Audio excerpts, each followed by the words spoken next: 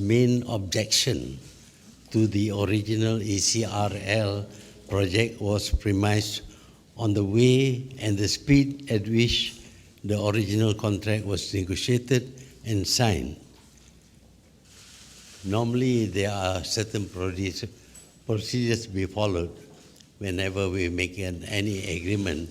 Obviously, we need to do due diligence, etc. But apparently, this was not done. Even as they were discussing the project, the contract was given out. It was unjustified, hefty lump sum price, which lacked clarity in terms of technical specification, price, and by extension, economic justification. As the original contract was agreed on a government-to-government basis, the Pakatan Harapan, in negotiating an improved deal for ECRL, had to work within the constraints of the existing agreement. Obviously, we cannot just do anything we like, but we have to get also the consent of the Chinese government and the contractor. The government was faced with the choice to either renegotiate or pay termination costs of about 21.78 billion with nothing to show for it. As such, we chose to go back to the negotiating table and call for a more equitable deal whereby the needs of the Malaysian people would be prioritized. After long and protracted negotiation between the governments of Malaysia and China, both parties reached a mutually beneficial agreement, the improved ECRL deal.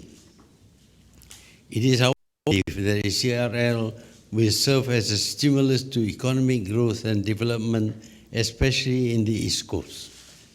This improved project will provide freight and passenger transportation, attract investment along the railway corridor, as well as generate significant employment opportunities. An announcement on the 12th of April 2019, Malaysia Rail Link Sdn Bhd and the China Communication Construction Company Limited signed a supplementary agreement which paved the way for the resumption of the ECRL project. In addition, both parties agreed to form a joint venture company to manage, operate, and maintain the ECRL rail network. So now we are also involved with the construction of the project.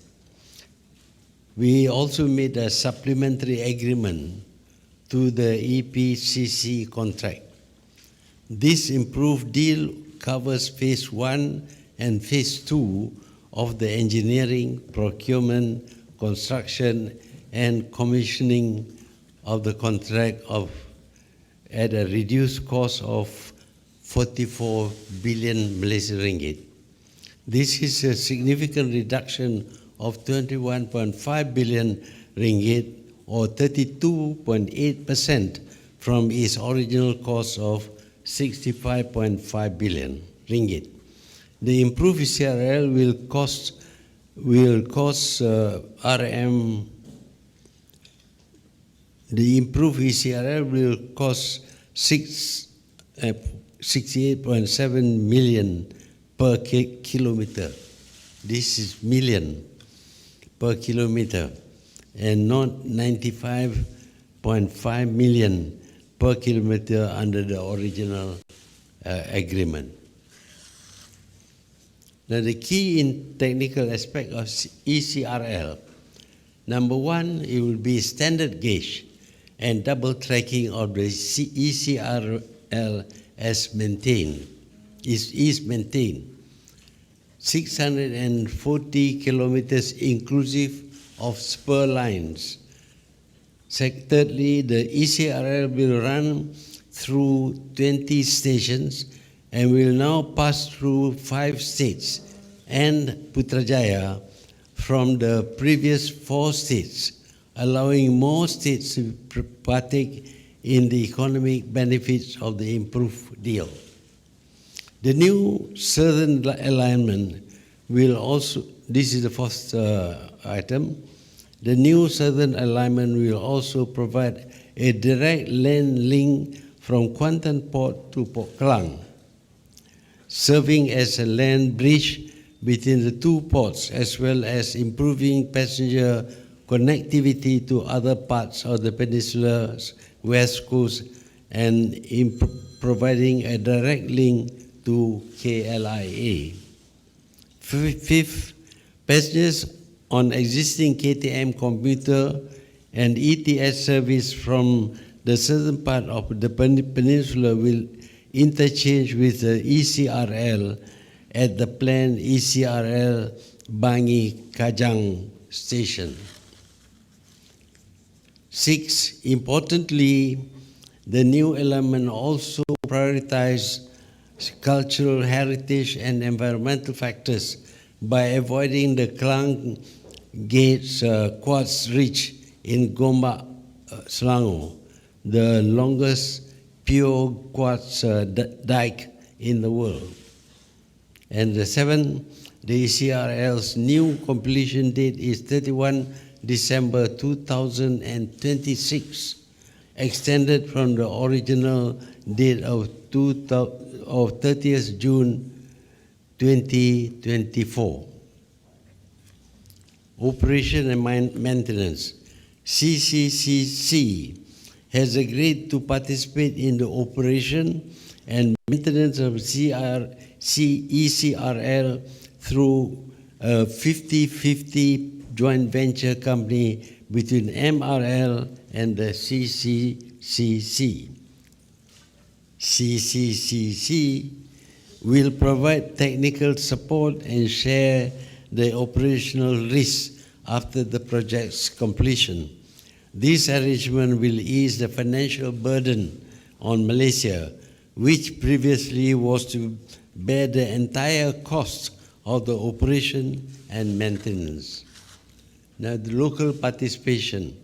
In looking towards improving our local infrastructure sector, the percentage of local participation has now been increased to 40% of civil works from the previous 30% in the original deal.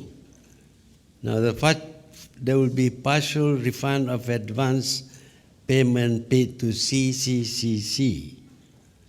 CCCC has agreed to refund part of the 3.1 billion advance payment paid for Phase 2, double-tracking Phase 2, double-tracking and the northern extension under the original contract. Reduced financial commitments due to overall loan facility. With the improved ECRL at 44 billion, the loan amount from China Exim Bank will be reduced substantially. The reduced amount is still being negotiated with China Exim Bank, and we foresee that this will result in lessening the financial burden of the government in terms of the principal repayment amount or the total interest cost and also other fees. The improved ECRL is in line with Pakatan Harapan's government's manifesto to review and revisit all mega projects signed by the previous administration and its aim to improve economic distribution between the east and the west coast of the Peninsula Malaysia. The conclusion of the negotiations, which began in July 2018, has resulted in substantial savings for the country, which was the ultimate aim of the administration when it initiated the negotiation process with China. We hope that the state governments of Kelantan, Terengganu, and Pahang will also seize the opportunity provided by the ECRL rail network and leverage on the development and growth that will result from the construction of the ECRL. We are grateful to the Chinese government for recognizing the Malaysian government's financial position and predicament and agreeing to come to the negotiating table. The government of Malaysia would also like to thank the Malaysian negotiating team led by Yang Amat Berhormat Tun Dr Zainuddin and the various working groups for their tireless efforts on the improved deal, thus enabling the ECRL to proceed at a far lower cost for the ultimate benefit of Malaysians. Thank you. You will get full details in the statement which we will issue.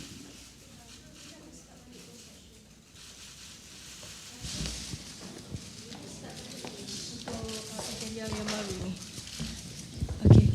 For yang baru ni, bila akan start balik ya Tun? Construction dia? As soon as we sign the agreement.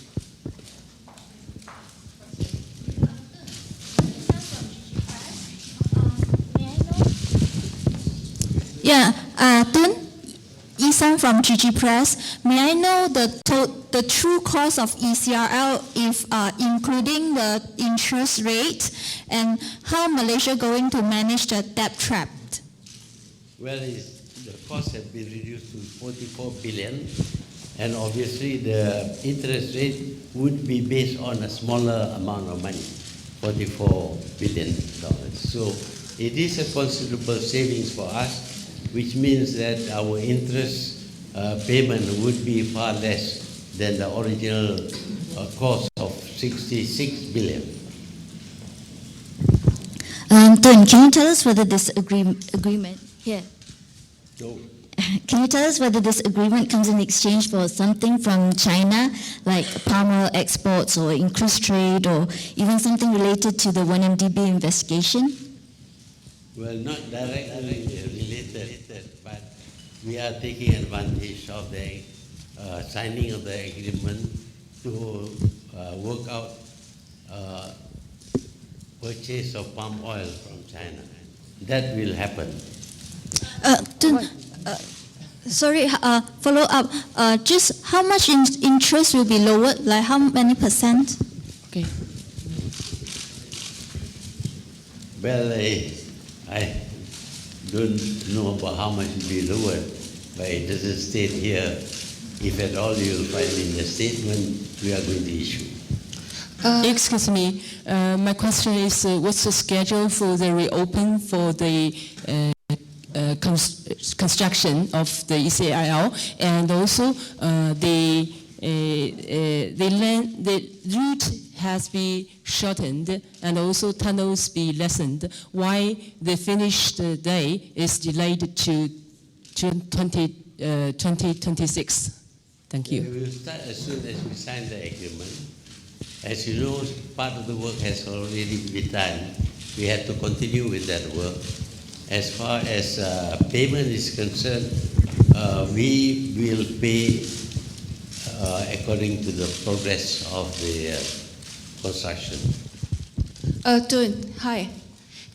Previously, Prof. Jomo said ECRL a scam to cover up 1MDB scandal. Have that been established during the negotiation with China? And secondly, just now the reporter asked whether in exchange of 1MDB, I need to ask this to be exact. Is it in exchange of relocation of Mr. Jolo? It has nothing to do with Mr. Jolo. But of course, we will seek the help of the Chinese government, if at all he is in China.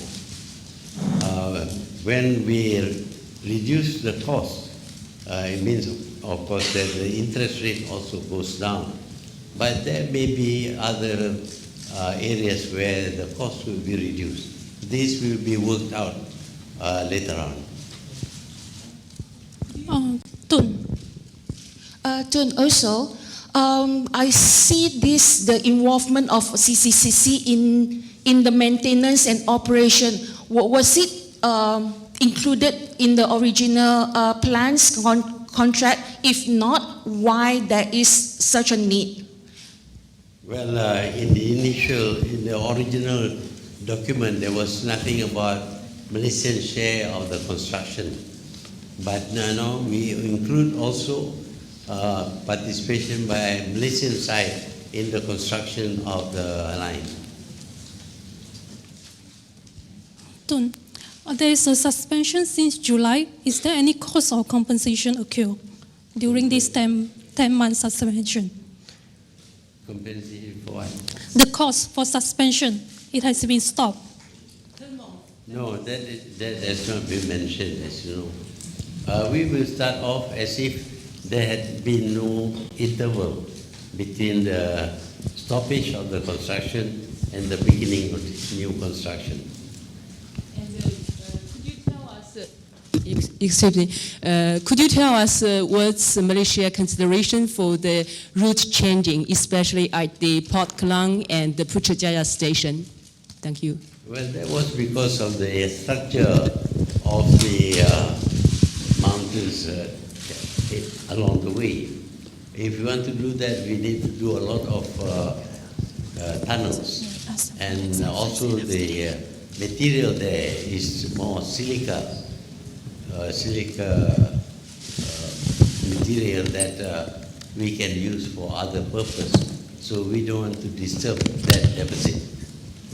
Tun.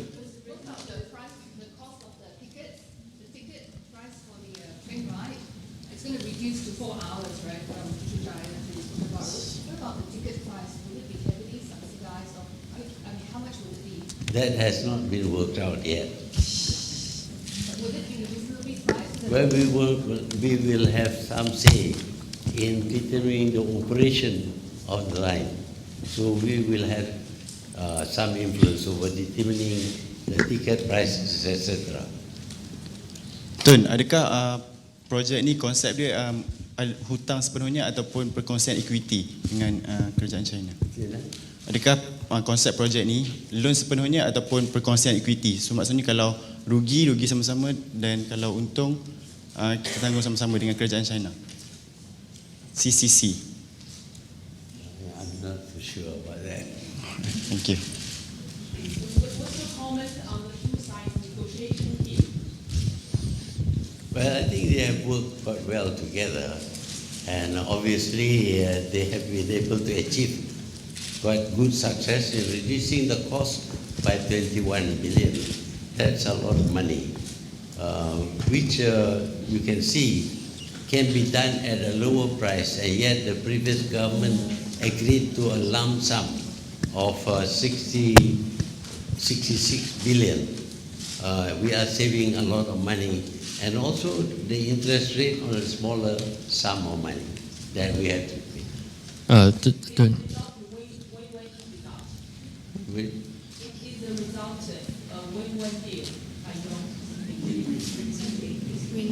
Well, I wouldn't be able to answer that. Tun, this here.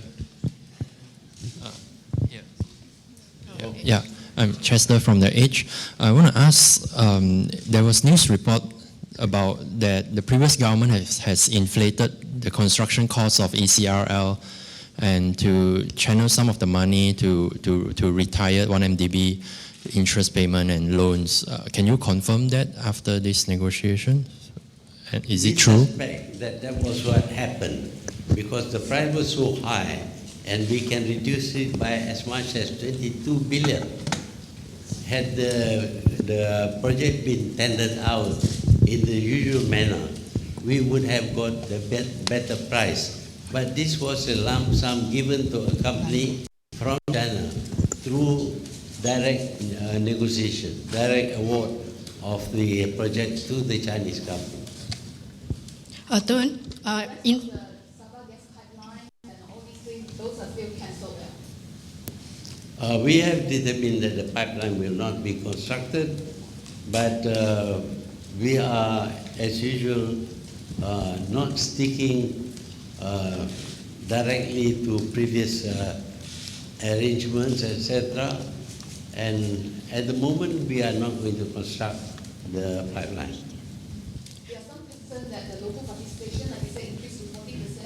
Whether the Malaysia company, we have the expertise for rail construction, for work. Yeah, it depends upon the contractor, how they are prepared to work with Malaysian contractors. But that is an agreement, that 40% of the work must be done by a Malaysian company.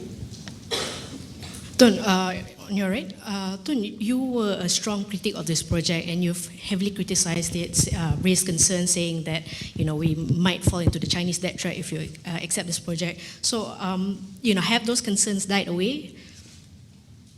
Have those concerns died away? No, the concern was there, but it is a solution to our concern. From the very beginning, when we were still in the opposition, we thought that the way the award was made and the sum total of the cost was not right, that it was inflated. And as you can see, they can do these things with a much lower cost. So why the Malaysian government should agree to the high cost is something that we cannot understand, really. Right. And how do you view Chinese-backed mega infrastructure projects now, Tun? Well, if there are mega projects that we can give to the Chinese, we will. But our policy is to give mega projects to Malaysian companies, and if they don't have the expertise, they can call in some foreign companies in China. Sir, is the time travel will be shorter? Sir, here. Is the time travel will be shorter? Probably cargo from Kota Baru to Port Klang with the new alignment and the shorter journey. I'm not so sure about that, but certainly it should take less time. Tun, last question soon. Apakah yang mendorong kerajaan China menerima tawaran Malaysia untuk meneruskan projek? Tun, sini Tun. Saya fikir bahawa kerajaan China juga sedar bahawa kita menghadapi financial problem dan juga kos yang dipersetujui dahulu adalah terlalu tinggi. Kita dapat buktikan bahawa kita boleh construct railway ini maybe by other companies at a lower cost. So that is why the Chinese government has agreed.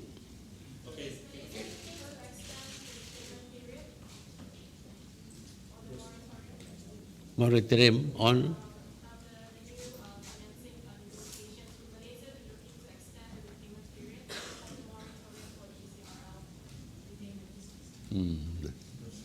I still can't get you.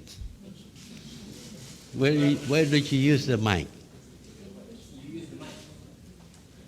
The payment will be based on work done, yeah, and not based on the timeline like last time. Normally we don't enter into agreements, contracts where we have to pay according to a timeline. And I suppose that will have to be dropped. It must be based on work in progress. The last time, the contract says 7-year moratorium, 7 years you don't have to pay anything, 7 years not to pay. But now, is it been restructured? You will find the details in the statement we are going to issue.